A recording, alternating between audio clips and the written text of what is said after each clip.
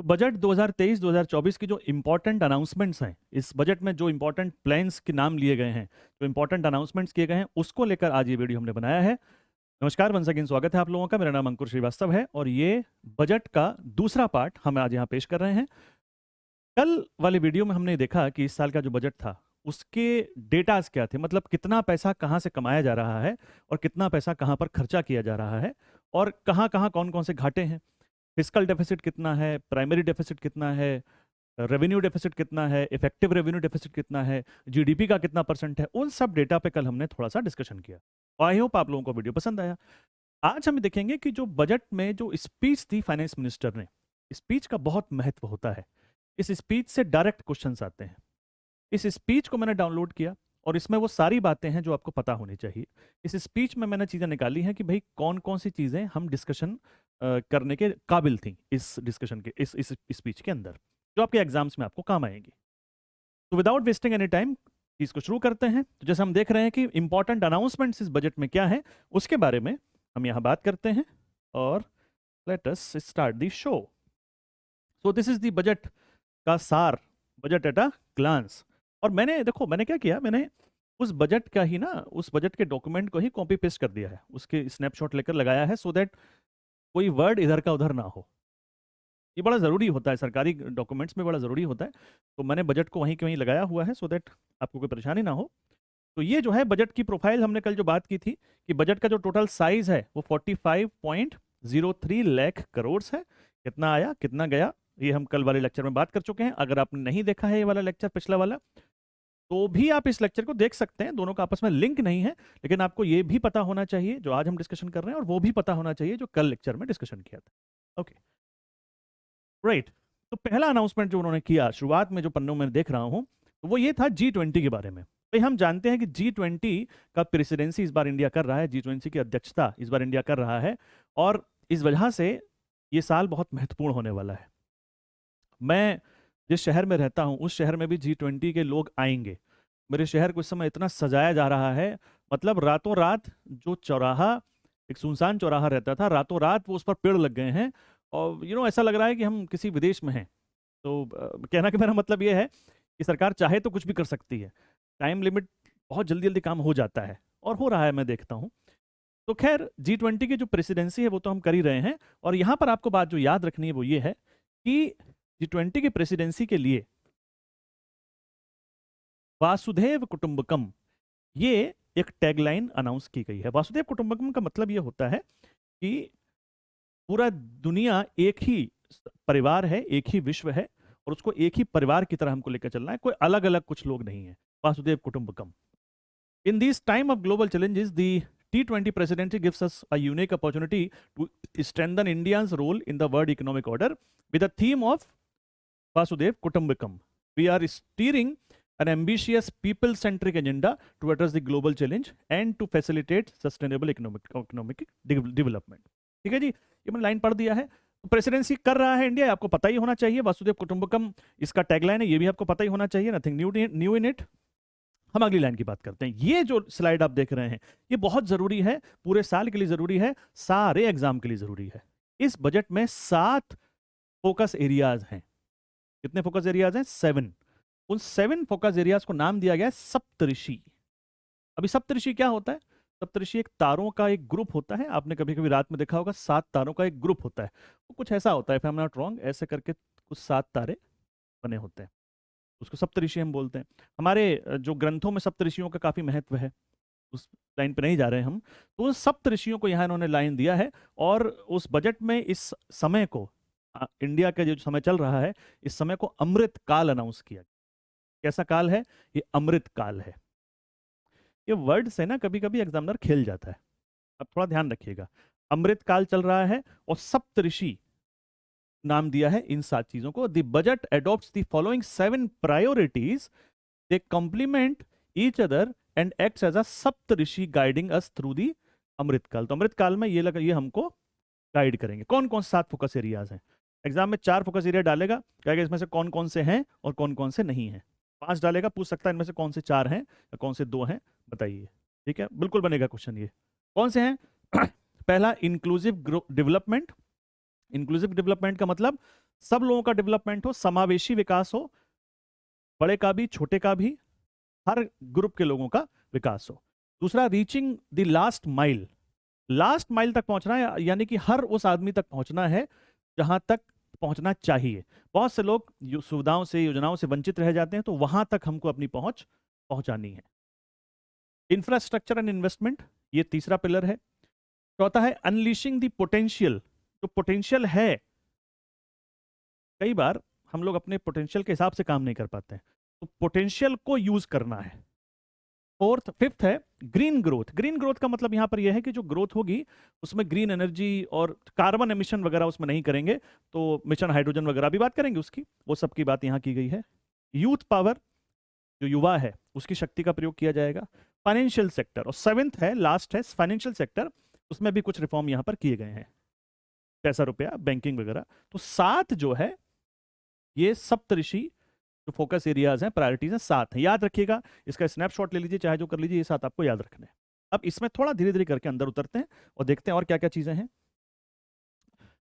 एक नया वर्ड देखो, ये बस एक्चुअली क्या होता है, स्पीच से वर्ड ही निकालने होते हैं आपको, किस वर्ड का प्रयोग किस लिए किया गया है, किस योजना को क्या नाम दिया है, क्या क्या किया गया। श्री अन्न, अब यहां पर एक योजना, ये एक नया वर्ड आया, इसको हिंदी में लिखे तो कुछ ऐसे लिखेंगे, श्री, शायद ऐसे लिखेंगे, आई एम नॉट श्योर।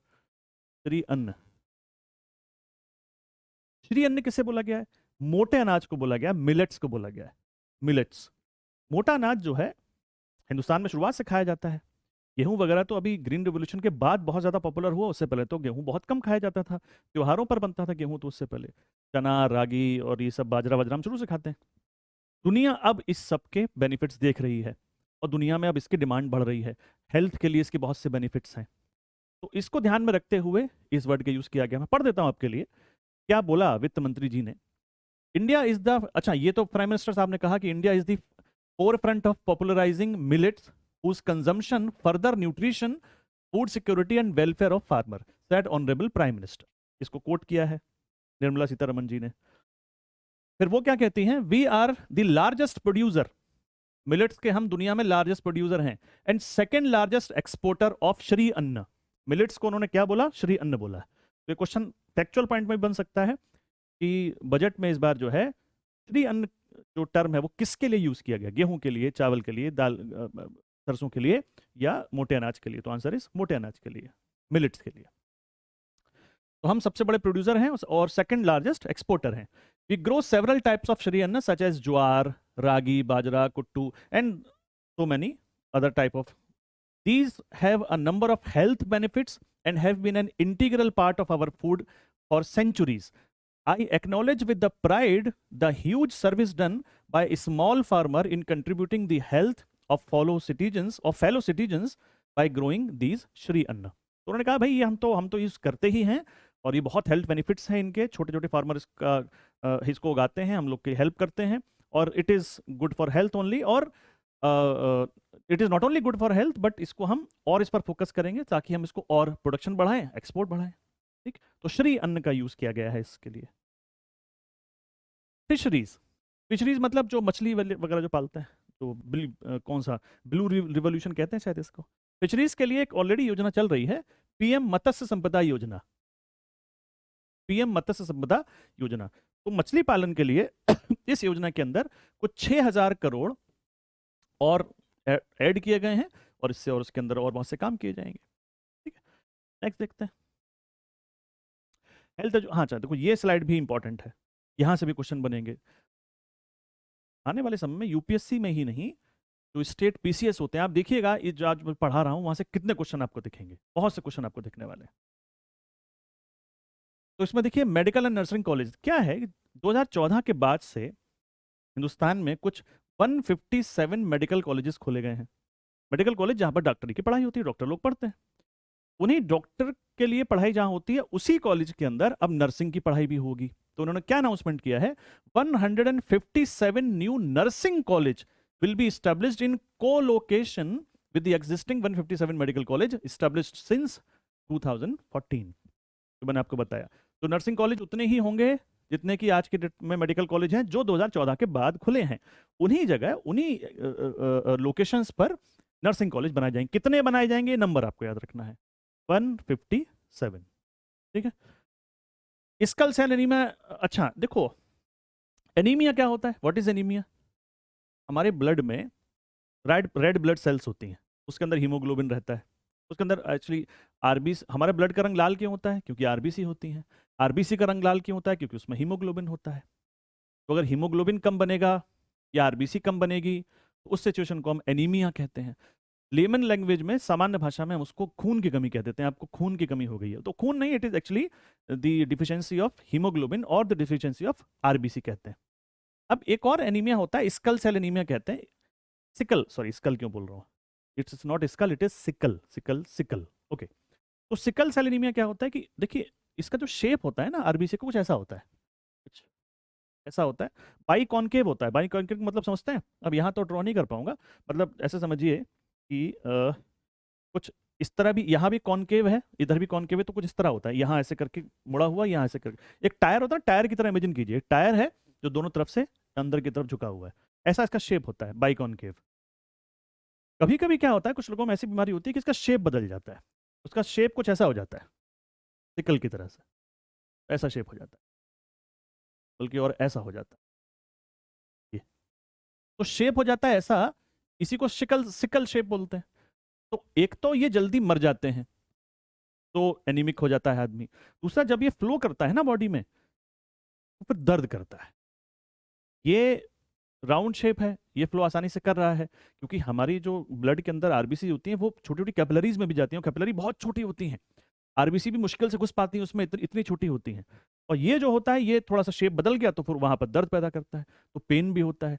तो सिकल सेल एनीमिया के लिए भी इन्होंने बात की है कि a mission to eliminate sickle cell anaemia by 2047 will be launch.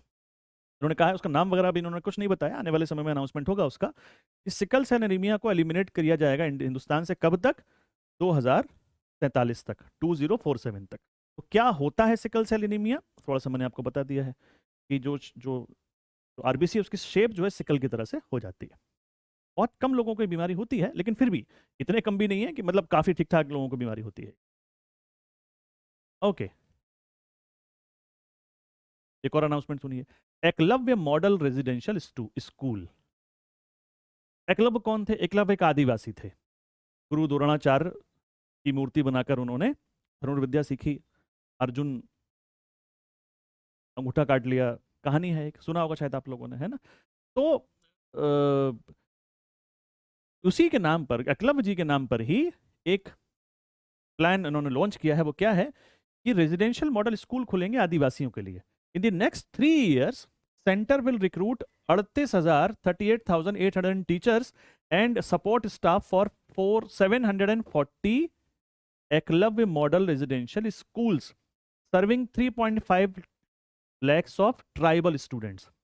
740 Eklavya model residential school खुलेंगे, जिसमें कुल इतने टीचर्स और बहुत सारे स्टाफ के अंदर रिक्रूट किया जाएगा। टोटल बच्चे कितने पढ़ेंगे उसमें? 3.5 lakhs ऑफ ट्राइबल चिल्ड्रंस वहां पढ़ेंगे, तो स्पेशली फॉर ट्राइबल चिल्ड्रन एक ये अनाउंसमेंट हो गया। और कुछ बात करते हैं, कैपिटल इन्वेस्ट। अच्छा देखिए, capital investment as driver of growth and job. मैंने आपको बताया था कि जो बजट होता है, बजट के 2 कंपोनेंट होते हैं। थोड़ा छोटा कर देता हूँ पहले आपके लिए मैं। बजट के 2 कंपोनेंट होते हैं, कौन कौन से कंपोनेंट होते हैं? तो दिस इज बजट, और बजट के कंपोनेंट बताए थे 2, एक था रेवेन्यू पार्ट और एक था कैपिटल पार्ट। रेवेन्यू में 2 कंपोनेंट, फिर एक रिसिप्ट कितनी होगी और एक्सपेंडिचर कितना होगा, कितना कमाई होगी, कितना पैसा आएगा, कितना पैसा जाएगा। कैपिटल में भी रिसिप्ट कितनी होगी और एक्सपेंडिचर कितना होगा। कैपिटल क्या था? लॉन्ग टर्म, रोड बनाया, सड़क बनाया, पुल बनाया, अस्पताल बनाया, बिल्डिंग बनाया, कैपिटल। कैपिटल में इन्वेस्टमेंट होगा। रेवेन्यू इन्वेस्टमेंट जो इसी साल कमाया था और इसी साल खर्चा हो रहा है। इसी साल खर्चा हो रहा है मतलब सब्सिडी में पैसा दे दिया, किसानों के खातों में पैसे पहुंचा दिए, फ्री का राशन पहुंचा दिया, ये सब यहां आएगा। सरकार को कैसा बजट बनाना चाहिए? कैपिटल पर फोकस करे कि रेवेन्यू पर फोकस करे? तो आंसर इज, अगर भविष्य पर फोकस करना है तो कैपिटल पर खर्चा बढ़ाना पड़ेगा, और वर्तमान पर फोकस करना है तो यहां खर्चा बढ़ाना पड़ेगा। तो बैलेंस होना चाहिए। जनरली अगर यहां पर पैसा ज्यादा खर्चा किया जाता है तो ऐसा कहा जाता है कि ये लोक लुभावन बजट है।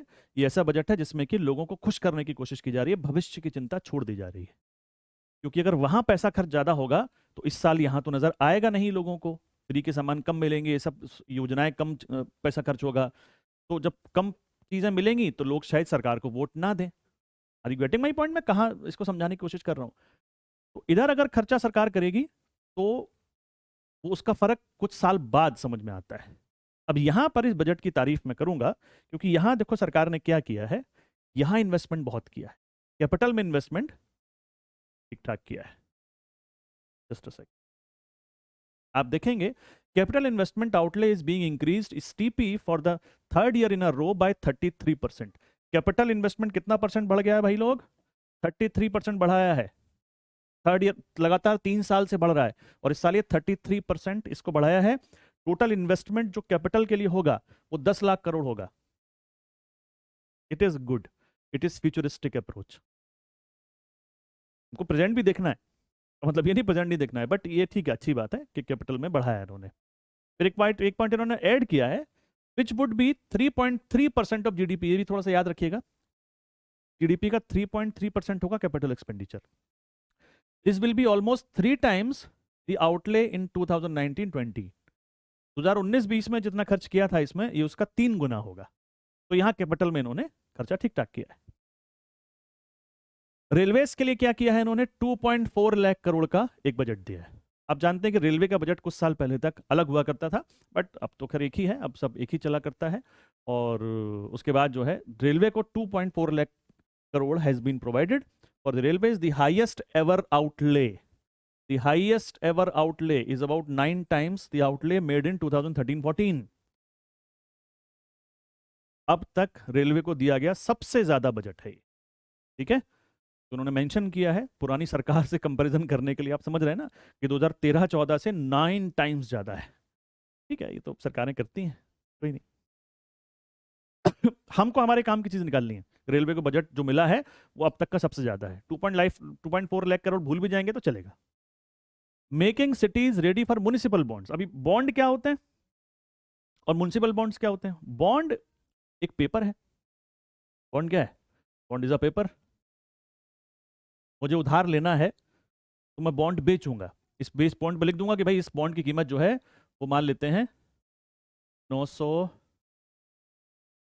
या बोलते हैं वो कितना बोले, इस बॉन्ड की कीमत जो है वो 80 रुपये है। एक साल बाद आइए 100 रुपये ले जाइए। पेपर पे लिख दिया मैंने, और बॉन्ड बेच रहा हूँ, 80-80 रुपये के बॉन्ड बेच रहा हूँ, और एक साल बाद लोग लेकर आएंगे 100 रुपये मैं उनको दूंगा। मतलब एक्चुअली 80 रुपये के ऊपर मैं 25% की इंटरेस्ट दे रहा हूँ ना, 25% की इंटरेस्ट दे रहा हूँ। इसी को बॉन्ड कहते हैं।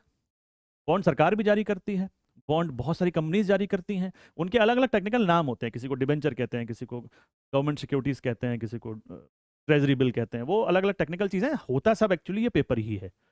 वो अलग अलग टेक्निकल टर्म सबके अलग है ना। तो म्युनिसिपैलिटीज जो हैं भाई, शहरों को डेवलपमेंट करने का काम कौन करती है? म्युनिसिपैलिटीज करती है, नगर निगम नगर पालिका करती हैं। सरकार ने कहा है कि वो लोग भी अपने बॉन्ड छाप सकेंगे अब, सब लोग नहीं। परफॉर्मेंस अगर उनकी अच्छी होगी तो हम उनको एलिजिबल कर देंगे कि वो लोग बॉन्ड छाप सकेंगे। हालांकि इंडिया में म्युनिसिपल बॉन्ड छापे जाते हैं, कुछ कुछ म्युनिसिपैलिटीज ऑलरेडी छाप चुकी हैं इसको। Through property tax governance reforms and refinancing user charges on urban infrastructure, cities will be incentivized to improve their credit worthiness for municipal bonds। तो म्युनिसिपल बॉन्ड्स जो है अब आपको देखने को मिलेंगे, कई सारे नगर निगम और कई सारी म्युनिसिपैलिटीज म्युनिसिपल बॉन्ड छापेंगी। मनसब मतलब वो म्युनिसिपल बॉन्ड छापेंगी, लोगों को बेचेंगे, लोग खरीदेंगे, उनके पास पैसा आएगा और उस पैसे से वो उस शहर का डेवलपमेंट करेंगे। ठीक है जी, okay. Next point, urban infrastructure. हाँ देखिए, ये भी नई चीज आई, थोड़ा समझाना पड़ेगा मुझे आपको। देखिए मैं इसको थोड़ा छोटा कर देता हूँ पहले आपको समझाने के लिए। ऐसा है, एक टर्म होता है, आपने शायद सुना होगा, PSL। Just a second, PSL, priority sector lending. जब मॉनेटरी पॉलिसी ऑफ RBI पढ़ते हैं तो उसमें एक राशनिंग टर्म आता है, उसमें हमने पढ़ाया था प्रायोरिटी सेक्टर लेंडिंग। मतलब आप मोटे तौर पे इस बात को समझिए कि बैंक जो लोन देती हैं उसमें से 40% लोन उनको उन सेक्टर्स में देना होता है जिसमें कि सरकार या आरबीआई डिसाइड करती है। 60% लोन अपने हिसाब से दीजिए, 40% हम जहां बताएंगे वहां देना पड़ेगा आपको। जैसे एग्रीकल्चर में दीजिए, हाउस लोन में दीजिए, एजुकेशन लोन में दीजिए, SC ST क्लासेस के लिए दीजिए, डिप्रेस्ड क्लासेस के दीजिए। इस तरह से वो पूरी कैटेगरी बना दी जाती है। उसको बोलते हैं प्रायोरिटी सेक्टर लेंडिंग। अगर कोई बैंक उतना लोन नहीं दे पाई, जैसे मान लीजिए बैंक ने साल में 100 रुपए लोन दिया और 60 रुपए तो उसने दे दिया बाकी सेक्टर्स में जहां वो देना चाहते थे, और जहां 40 रुपीज देना था बाकी सेक्टर्स में जो सरकार ने प्रिस्क्राइब किए हैं, उसे मान लीजिए 35 रुपए ही लोन गया है, तो 5 रुपए बच गए। अब 5 रुपए का क्या होता है, जो पैसा वो नहीं दे पाते उसका क्या होता है, तो उस पैसे को एक फंड में डाल दिया जाता है, जिस फंड का नाम है RIDF, rural infrastructure development fund. कौन सा फंड है? Rural infrastructure development fund. इसमें क्या होता है, रूरल एरिया का डेवलपमेंट होता है। मतलब ऐसा नहीं कि पैसा सरकार ने ले लिया, सरकार ने लोन ले लिया लंबे समय के लिए, 20-25 साल बाद पैसा वापस मिलेगा और ब्याज भी कुछ खास नहीं होगा, तो बैंक का पैसा अब लंबे समय के लिए फंस गया। वैसे मान के चलो 5 रुपया जो बचा ये लंबे समय के लिए इस फंड में डाल दिया रूरल एरिया के डेवलपमेंट के लिए। तो अब ये कहा गया है इस बजट में, क्या कहा गया मैं आपको अभी बताता हूँ, एक सेकंड रुकिए, तो बड़ा कर देता हूँ पहले आपके लिए। ओके, इस बजट में ये कहा गया है कि जैसे RIDF है वैसे ही एक अलग फंड बनाया जाएगा अब, और उस नए फंड का नाम होगा UIDF। और what is UIDF? Urban infrastructure development fund. और ये जो PSL will be established through use of priority sector lending shortfall. तो जो प्रायोरिटी सेक्टर लैंडिंग का जो पैसा आएगा बचा हुआ शॉर्टफॉल वाला, वो इस फंड में तो जाएगा ही, इसके साथ इस फंड में भी जाएगा, तो दैट शहरी एरियो का डेवलपमेंट भी इससे होगा। Getting my point? अगर आप प्रायोरिटी सेक्टर लैंडिंग नहीं जानते हैं तो शायद आपको समझने में दिक्कत हुई होगी, दोबारा हल्का सा रिवीजन कर लीजिए, वीडियो को थोड़ा सा पीछे जाके दोबारा पढ़ लीजिए, समझ में आ जाएगा आपको। ठीक है, वैसे आपको डिटेल में पढ़ना है तो आप मॉनेटरी पॉलिसी का वीडियो मैं लिंक डाल दूंगा, चलो उसका आपको वीडियो देखना पड़ेगा। मॉनेटरी पॉलिसी में इस चीज़ को डिटेल में समझाया गया है। ओके, तो ये नया फंड बनेगा UIDF, ये इंपॉर्टेंट बात हो सकती है इस बार के एग्जाम्स के लिए, मेरे हिसाब से ये इंपॉर्टेंट चीज़ है। ये तो पुरानी चीज़ है ही, ये तो आपको जानना ही चाहिए। ओके, कुछ और बात करते हैं। मिशन कर्मयोगी, ये चल रहा है ऑलरेडी। इसमें इस मिशन में क्या होता है, जो सरकारी कर्मचारी होते हैं, गवर्नमेंट एम्प्लॉइज होते हैं, उनको ट्रेन किया जाता है ताकि पब्लिक डीलिंग वो ढंग से कर सकें। तो इस प्रोग्राम के बारे में भी बात की गई है। 5G सर्विसेज, बोला गया है कि भाई 5G सर्विसेज तो भारत में शुरू हो रही हैं, 5G सर्विसेज में इंटरनेट स्पीड बहुत तेज होगी, दुनिया में नई नई एप्लीकेशंस आएंगी, नए नए तरीके से इसका इस्तेमाल किया जाएगा। हम ना इंटरनेट का प्रयोग तो बहुत करते हैं हिंदुस्तान में, लेकिन वो एप्लीकेशन जिनका हम प्रयोग करते हैं हिंदुस्तान की नहीं है। चाहे गूगल ले लीजिए, यूट्यूब ले लीजिए, कुछ भी, व्हाट्सअप ले लीजिए, कुछ भी, ये सब विदेशी कंपनियों ने बना रखे हैं, क्योंकि उन्होंने रिसर्च एंड डेवलपमेंट कर लिया, अब यूज़ कर रहे हैं, पैसा कमा रहे हैं, हमको तो यूज़ करना ही है। तो क्यों ना 5G के पूरी तरह छा जाने से पहले जो एप्लीकेशंस, 5G की एप्लीकेशंस अलग होंगी, आप देखिएगा 5G में बहुत सी नई नई एप्लीकेशंस आएंगी, तो क्यों ना हम लोग भी इस दिशा में अभी से काम करें। तो क्या किया सरकार ने, क्या अनाउंसमेंट किया है? देखो अनाउंसमेंट तो अच्छे हैं, अभी अनाउंसमेंट धरातल पर आएंगे कि नहीं आएंगे अब ये भगवान के हाथ में, मतलब सरकार के हाथ में तो है ही, भगवान के हाथ में भी है, देखते हैं क्या होता है। Okay, 100 labs for developing applications using 5G services will be set up for the engineering institutions to realize to realize, क्या लिखा है ये, realize a new range of opportunities। याद ये रखना है कि 100 लैब खोली जा रही हैं। कितनी खोली जा रही हैं? 100। किसके लिए? 5G की एप्लीकेशंस वगैरह के डेवलपमेंट करने के लिए, उसके लिए खोली जा रही है। बाकी काम भी होंगे वहाँ पे, वहाँ पर applications such as smart classes, smart classrooms, वो सब भी उसमें डिस्कशन किए जाएंगे, तो ये सब काम भी वहाँ पर होंगे। तो 100 ऐसी लैब सेटअप की जाएंगी। कब की जाएंगी देखते हैं।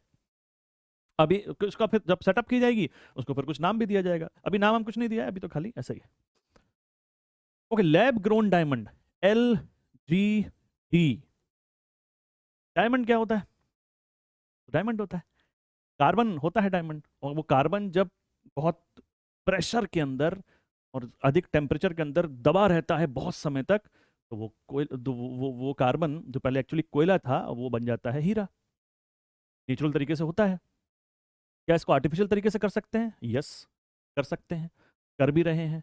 तो अब डायमंड्स की दो कैटेगरी हो चुकी हैं, artificial diamonds and natural diamond. Artificial diamond जो लैब में बनाए जाते हैं वो बिल्कुल हूबहू वैसे ही होते हैं जैसे कि नेचुरल डायमंड होते हैं। उनकी केमिकल प्रॉपर्टीज भी वही होती हैं, ऑप्टिकल प्रॉपर्टीज भी वही होती हैं, सब वही होती हैं। और आजकल इनका चलन बढ़ रहा है, तो बढ़ रहा है तो क्यों ना इंडिया में बनाए जाए।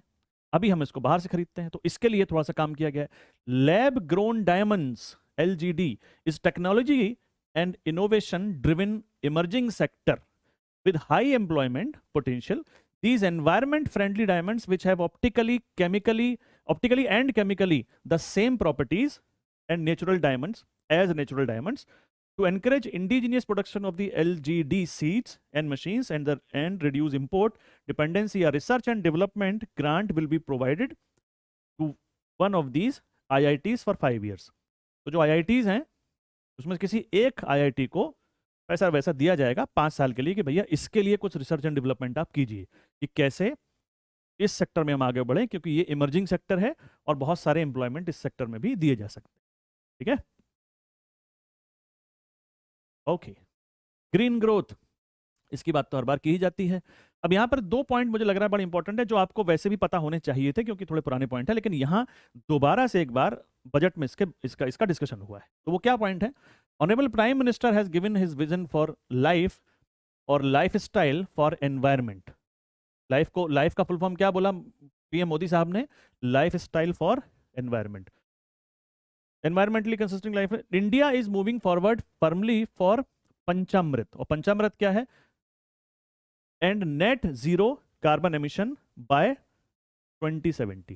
देखो भाई 2070 तक, ये आपको पता ही होगा, मुझे मालूम है, आप तो पढ़ने वाले बच्चे हैं, नहीं पता तो भैया पता होना चाहिए था, अब नोट कर लीजिएगा। 2070 तक हमारे यहाँ नेट कार्बन जो है वो जीरो प्रोड्यूस करेंगे हम। ठीक है, ये हमारा ऑब्जेक्टिव है, इस दिशा में काम किए जा रहे हैं। क्या काम किए जा रहे हैं? बहुत से कामों की डिस्कशन यहाँ किए गए हैं, जैसे ग्रीन हाइड्रोजन मिशन, एक मिशन बनाया भैया, ग्रीन हाइड्रोजन मिशन के बारे में कुछ बात की गई है, पिछले बजट में भी आया था। मैंने एक वीडियो बनाया हुआ है इस पे, क्या नाम दिया था मैंने उस वीडियो में? एक फ्यूल सेल का वीडियो बनाया था मैंने, आप देखिएगा, पिछले बजट के आसपास ही बनाया था मैंने, तो पिछले बजट में भी इसकी बात हुई। तो फ्यूल सेल एक ऐसा सेल है जिसके अंदर हाइड्रोजन एज अ फ्यूल डाली जाती है और उसके बाद उससे गाड़ियां चलती हैं। तो हाइड्रोजन फ्यूल से चलने वाली गाड़ियां की बात होगी। ट्रेन तो शायद इस साल शुरू हो जाए, अभी बहुत महंगा है टेक्नोलॉजी, तो इसके ऊपर बात की जा रही है, कुछ 19,700 करोड़ की इसके ऊपर बात की गई है। फिर energy transition, energy storage product, renewable energy, green credit programme, ये सब वही ग्रीन एनर्जी के ऊपर बातें इसके अंदर की गई है। इसमें कुछ खास चीज़ मुझे ऐसी नजर नहीं आई, बट हाँ, फ्यूल सेल की बात, ग्रीन हाइड्रोजन मिशन की बात पिछली बार भी की गई थी, इस बार भी की गई है, उस पर सरकार का फोकस है ज़रूर अभी, और होना भी चाहिए, बहुत इंपॉर्टेंट चीज़ है वो। ओके, नेक्स्ट पॉइंट देखते हैं, गोवर्धन स्कीम। गोवर्धन स्कीम में भी देखो, ये पुरानी स्कीम है, पिछले साल की स्कीम है भी, ये पिछले साल भी आई थी। इसका फुल फॉर्म है गोबरधन। अब गोबर का फुल फॉर्म क्या है? GOBAR, galvanising organic bio agro resources धन, गोबरधन। इस सरकार की बड़ी अच्छी बात है कि हर चीज का ना एक फुल फॉर्म, एक शॉर्ट फॉर्म बना देती है, तो हमारे लिए खराब बात है कि सब कुछ याद करना पड़ता है। तो गोबरधन स्कीम क्या है? वही कि गोबरधन होता क्या एक्चुअली, गोबर से गोबर गैस बनाते हैं भाई। गोबर को रख दिया एक बड़े से टैंक में रख दिया, गोबर गैस बनी, उससे चूल्हा जलाया, तो वेस्ट बचा उसको खेतों में डाल दिया, एज अ फर्टिलाइजर इस्तेमाल किया। तो जो भी बायोलॉजिकल वेस्ट है उसका यूज किया जाएगा इसी तरह से, और इसी बारे में है ये स्कीम है। These will include 200 comprised biogas plant, including 75 plants in urban areas and 300 community or cluster based plants at total investment of 1000 crore. तो 1000 करोड़ का इन्वेस्टमेंट इसमें हो रहा है, बस इतना आप याद रखेंगे तो काम आपका हो जाता है। एक और प्लान है मिस्टी। अब ये थोड़ा नया वर्ड आया, ये पिछली बार नहीं था। मिस्टी का फुल फॉर्म क्या है? Mangrove initiative for short line habitats and mangrove initiative for shoreline habitats and tangible income, MISHTI. देखो मैंग्रोव क्या होता है, व्हाट आर मैंग्रोव्स? मैंग्रोव ऐसे पेड़ होते हैं जो खारे पानी में रहते हैं। अगर आप जानते हो कि इंडिया के आसपास मैंग्रोव फॉरेस्ट कहाँ है, देखिए इस एरिया में, इस एरिया में, तो कुछ बांग्लादेश में और कुछ वेस्ट बंगाल में ये फॉरेस्ट पाए जाते हैं। यहाँ ज्वार जब आता है, टाइड आता है, तो उसका पानी जंगलों में घुस जाता है, पानी में भरा रहता है, वो प्लांट यहाँ ग्रो करते हैं। बायोडाइवर्सिटी के लिए बड़ी इंपॉर्टेंट जगह होती हैं वो सब। तो अब ये सरकार का ये प्लान इसमें ये है, building on India success in afforestation, mangrove initiative for shoreline habitat tangible income MISHTI will be taken up for mangrove plantation along the coast line and on salt pan lands wherever. वो कह रहे हैं भैया पूरी coast line जो है ना, पूरी कोस्ट लाइन पे मैंग्रोव फॉरेस्ट उगाओ, इससे हम एफॉरेस्टेशन को भी बीट कर पाएंगे, मतलब जो फॉरेस्ट है उसको बढ़ा पाएंगे, ऐसे समझिए इसको, है ना। तो मिस्ट्री इस प्रोजेक्ट का नाम है, इसको याद रखिएगा आप लोग। अमृत धरोहर, हाँ ये इसमें भी देखो डेटा आपके बिल्कुल सीधे सीधे फैक्चुअल पॉइंट तो सीधे निकल आते हैं इसमें। वैसे तो अमृत धरोहर देखो एक वेटलैंड होता है। What is wetland? हिंदी में इसको आर्द्र भूमि कहते हैं। वेटलैंड को हिंदी में कहते हैं आर्द्र भूमि। अब आर्द्र भूमि की अपनी इंपॉर्टेंस होती है, जो जहाँ ह्यूमिडिटी होती है भूमि के अंदर, जहाँ बड़ा सा तालाब टाइप का है और आसपास पूरे में उसकी नमी है, बहुत बड़ा एरिया में नमी फैली हुई है, तो वहां पर बायोडाइवर्सिटी ज्यादा होती है। तरह तरह के कीड़े मकोड़े होते हैं, पेड़ पौधे होते हैं, बायोडाइवर्सिटी बहुत बढ़िया होती है वहाँ की। तो इसके लिए इसको रामसर साइट बोला जाता है। क्या बोला जाता है? रामसर साइट बोलते हैं। तो रामसर साइट जो है, ये जो है रामसर साइट बोलते हैं। रामसर साइट कौन सी होती है? वो जो कि वेटलैंड होती है। रामसर एक कन्वेंशन हुआ था, उसके बाद जगह जगह को आइडेंटिफाई करके इसमें डाला जाता है, फिर उसके ग्रोथ के लिए काम किए जाते हैं। अब पिछली मन की बात में प्राइम मिनिस्टर मोदी साहब ने भी बात कही है, कि मैं नहीं कह रहा हूं, ये स्पीच में है, कि in his last Mann Ki Baat prime minister said now the total number of Ramsar site in our country has increased to 75, whereas before 2014 they were only 26। वो कह रहे हैं 2014 से पहले खाली 26 थे, अभी 75 हो चुके हैं। अभी कितने हैं? 75 हैं। एक तो याद रखिएगा। Local communities have always been the front line of conservation effort. The government will promote their unique conservation values through अमृत धरोहर। तो अमृत धरोहर में वो क्या करेंगे? वो इन रामसर साइट्स को और डेवलप करने की कोशिश करेंगे, और नई जगहों को रामसर साइट अनाउंसमेंट हो जाए, तो वेटलैंड के कंजर्वेशन के लिए, वेटलैंड के प्रोटेक्शन के लिए, वेटलैंड के एनहांसमेंट के लिए अमृत धरोहर प्लान है। कौन सा प्लान है? अमृत धरोहर। इसको याद रखिएगा, ठीक है, नोट करते चलिएगा इन बातों को आप। ओके, लास्ट चीज, टैक्स के मामले में क्या है? टैक्स का मैं अलग से वीडियो बनाऊंगा, क्योंकि उसमें कई सारे एग्जाम्पल से आपको समझाना पड़ेगा। आप लोगों की समस्या ये है कि वीडियो थोड़ा लंबा होता है तो आप देखते नहीं, तो मेरी मजबूरी है। पहले तो मैं 2-2 ढाई घंटे की वीडियो बनाता था, लेकिन मुझे लगा कि नहीं भाई थोड़ा कम कम बनाया करो, तो कोई नहीं, इस वीडियो में मैंने खाली अनाउंसमेंट कवर किए हैं। तो टैक्स के लिए अभी इतना समझ लीजिए कि पहले तो न्यू टैक्स रिजीम है, इनकम टैक्स की बात कर रहा हूँ, उसमें 5 लाख रुपए तक की टैक्स रिबेट थी। 5 लाख रुपए तक आप टैक्स आप पर नहीं लगता था, अगर आपकी इनकम 5 लाख रुपए तक है तो। अगले साल से या इस बजट में जो प्रपोज्ड है, ये 7 लाख होने वाला है, मतलब 7 लाख रुपए तक की आपकी इनकम जो है उस पर टैक्स नहीं लगेगा। इसको डिटेल में, जैसे मैंने कहा, अगले लेक्चर में पार्ट 3 में डालूंगा बजट के, जो कि लास्ट पार्ट होगा। Yesterday was the part 1, today is the part 2, and अगली बार पार्ट 3 होने वाला है बजट का। उसके बाद हम बजट को खत्म कर देंगे। ठीक है जी, नमस्कार।